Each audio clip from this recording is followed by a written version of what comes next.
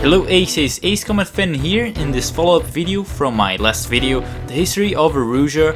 First of all, I'm really happy on the positive feedback that I've received. I'm glad that many of you have enjoyed the content and also the style of the video, which is kind of like a documentary.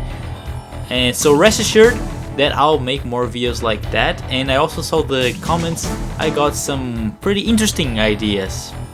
Now, following up with the history of the Erusea video, and if you haven't already watched that video, I've posted a link on the description on this video. I want to talk a little bit about the comments I've got and give my opinion after seeing them. I'm happy some people noticed the mistakes I've made and mentioned in the comments in a very polite way. If that wasn't enough, they also explained the situation in their point of view, so I thought that was really interesting. The first point I'd like to talk about is a theory about the third Erusean leadership group. Originally, I said that the high-ranking officer managed to survive the capture of Farbani or the attack on Farbani, and I was allowed to remain in power or something like that. However, some of you pointed out a tiny difference in the subtitles, and something I actually didn't notice when I was doing my theory or when I was editing the video. So what it looks like from now is that the high-ranking Erusean officer is dead.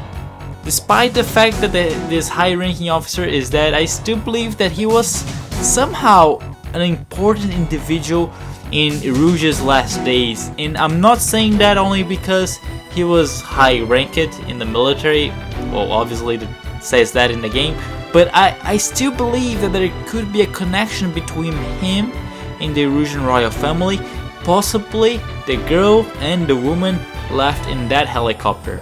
Now, what I think is more interesting is how that Erusean officer died. It is true that he could have been killed by one of ISAF's attacks against the Erusean Central HQ, but that does seem suspicious as the helicopter, or the V-22 Osprey if you want to be more precise, is in very good condition in the cutscene of the game, and the girl and the woman are both alive. As of now, I'm more towards the idea that he was actually assassinated, possibly by the members of the first Erusean leadership group, the young officers. They could have had a disagreement about fleeing to Megalith, since all the helicopters were apparently heading there, and using Megalith as a retaliation weapon.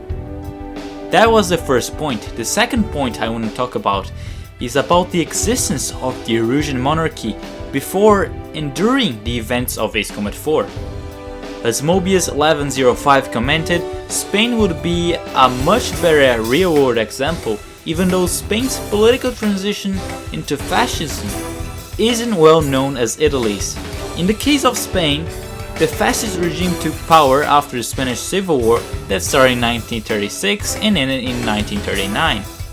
The two sides fighting in the Civil War were the Republican Spain, supported by the Soviet Union, and the Nationalist Spain, supported by both Italy and Germany. In the end, the Nationalist Spain won the conflict, and General Francisco Franco became the dictator of the country from 1939 to his death in 1975. What happened after is that the Spanish monarchy was kinda supposed to come back to power after Franco's death, and that is because Franco, in the year of 1969, had appointed Prince Juan Carlos, a member of the Spanish monarchy, as his official successor. What matters is that Erusea was at some point a kingdom before the events of Ace Combat 4, but its monarchy continued to exist after whatever happened that made the kingdom into a federal republic. This is the opposite compared to what happened during the French Revolution, where all the French monarchy was taken out of power and killed. Eventually, the Erusean monarchy gained power sometime between Ace Combat 4 and the events in Ace Combat 7. The last point I'd like to talk about comes from this comment from Russian Ace Combat player Alexei Kazav. As you probably know, English is not my first language, and my voice recording in that last video wasn't the best. That's because I was traveling back into Brazil for holidays, had to set up my microphone in another place. There were other people in the house, and that actually bothers me when I'm not that free to record. Unlike here in Canada, where I have my own place, kind of. So I do understand that does make the understanding of my video hard, especially for other people like me whose first language isn't English. So what I'm doing is I'm enabling the community to add captions to my videos, be them in English or any other language, if someone wishes to help out. I think that might make the content easier to understand. Unfortunately, I cannot add the subtitles myself because that would take the time I have available to create new content. And also just a reminder that I'll be putting the videos, at least in Portuguese, with audio in Portuguese in my other YouTube channel. So that is the follow-up video. I hope that clears up some points on the previous video, and I'm really happy you guys have enjoyed, and rest assured I'm already planning on the next videos. So that was Ace Comet Fan here, and I hope to see you in the next videos, and thanks again for the very positive feedback from the last video.